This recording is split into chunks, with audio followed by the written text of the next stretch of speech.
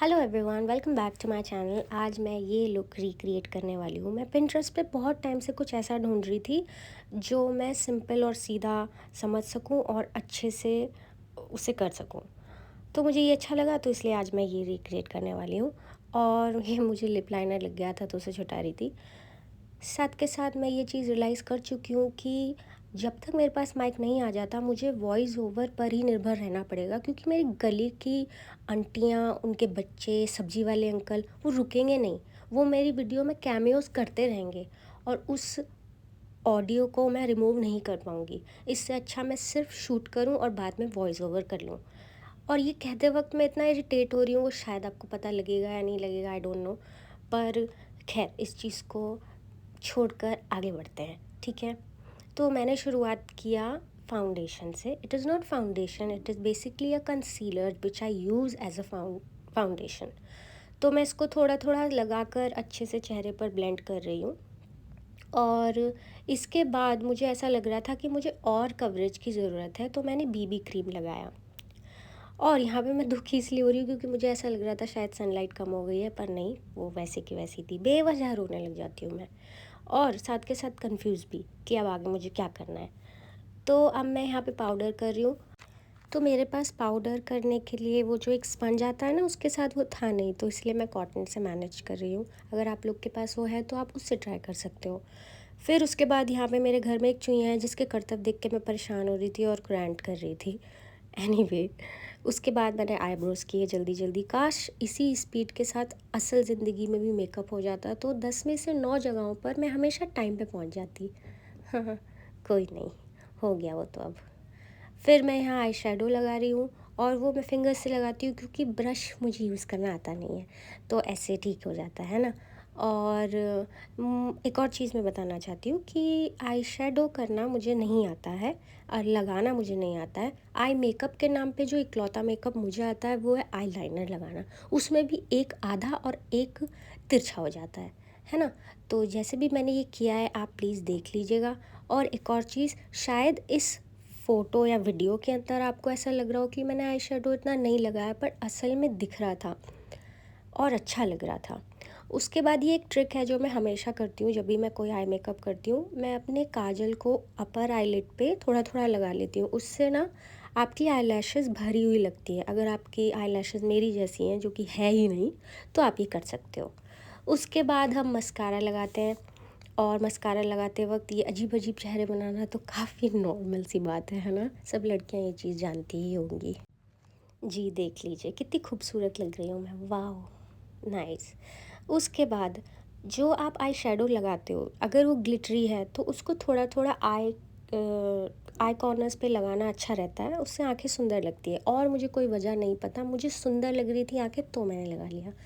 उसके बाद मैं काजल लगा रही हूँ।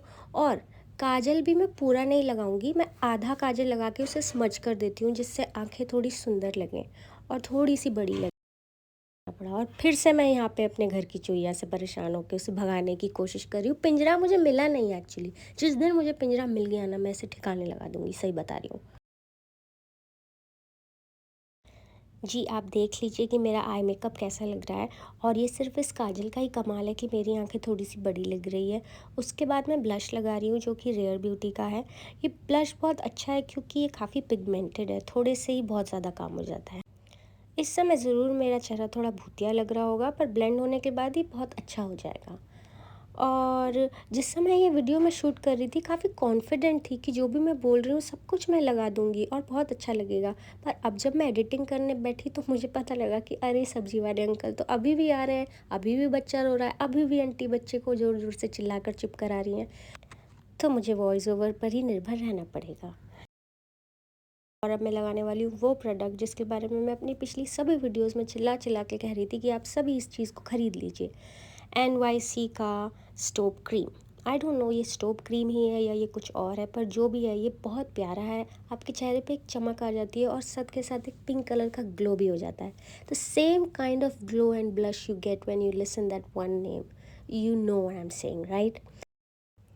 फिर पिंटरेस्ट की फ़ोटो देखने के बाद रियलाइज़ हुआ कि उसके गाल ज़्यादा पिंक थे, तो मुझे और ब्लश लगाना चाहिए, इसलिए मैंने और ब्लश लगाया और सेम ब्लश को थोड़ा सा अपने होठों पे भी लगा लिया, क्योंकि वो ब्लश लिपस्टिक का भी बहुत अच्छा काम करता है।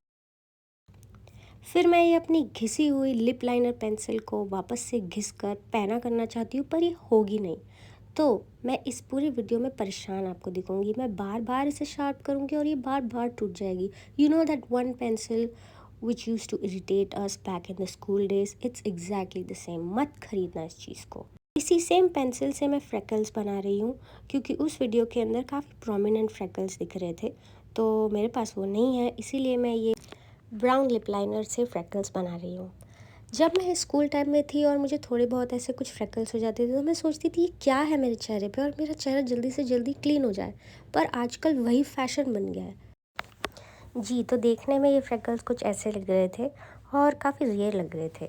फिर उसके बाद मैंने सेम लाइनर से अपने लिप्स आउटलाइन करे और ज़्यादा कुछ नहीं, बस थोड़ा सा आउटलाइन किया था क्यूपिड बो के ऊपर, और फिर उसके बाद उसको कॉर्नर से मिला दिया। आई डोंट नो मैं इस चीज़ को कहकर कैसे समझाऊँ, पर आप देख के समझ सकते हो। फिर मैं लगाने वाली हूँ लिपस्टिक, और लिपस्टिक लगानी थी मुझे पिंक, और जब मैं उस पिंक लिपस्टिक को ढूंढने के लिए अपने मेकअप के पिटारे को देख रही थी, तो मुझे पता लगा काफ़ी ज़्यादा फालतू की चीज़ें मैंने रख रखी है, जिसमें से एक लिपस्टिक थी। इसको लगाने के बाद मैं बहुत ज़्यादा डिसअपॉइंटेड हुई, इसीलिए मैं अब इसको हटा रही हूँ। उसके बाद मैंने इस पिंक कलर की लिपस्टिक पर विश्वास किया और मुझे लगा कि शायद इसे लगाने के बाद ये बिल्कुल वैसी ही लगे जैसी मैं चाहती हूँ, पर बस एक ही बात हुई। फिर क्या, उसी पहने हुए पजामे से मैंने अपनी लिपस्टिक हटाई और फिर मैंने रियलाइज़ किया कि अरे यार, ये मैं क्या करने बैठी थी। खैर एनीवे, हार मानना तो मैंने सीखा नहीं है, तो मैंने वापस से लिप लाइनर लगाया और एक उम्मीद जताई कि शायद इस बार जो मैं लिपस्टिक कॉम्बो लगाऊंगी वो शायद वही एग्जैक्ट शेड हो जो मुझे चाहिए। जी, तो इस लिप लाइनर को अच्छे से लगाने के बाद मैंने सबसे पहले लिपस्टिक जो अपने होठों पर लगाई, वो थी ये ज़ूडियो की लिपस्टिक, जिसका नंबर मुझे नहीं पता, मैं देखने के बाद डिस्क्रिप्शन पे लिख दूँगी। आप बस ये समझ लीजिए कि मैं इसको अच्छी तरह से अप्लाई नहीं कर रही हूँ, सिर्फ डैप कर रही हूँ, और वो भी सिर्फ आउटर लेयर पे, क्योंकि मुझे एक और लिपस्टिक मिक्स करनी थी, इसलिए मैंने ऐसा किया। अब ये मैं पिंक कलर की लिपस्टिक लगा रही हूँ और ये मैं सिर्फ in the middle of the lips लगा रही हूँ, just so that it will look like this. और यहाँ पर मैं खुश दिख रही हूँ, क्योंकि जो मुझे चाहिए था ये लिपस्टिक वैसी ही लग रही थी।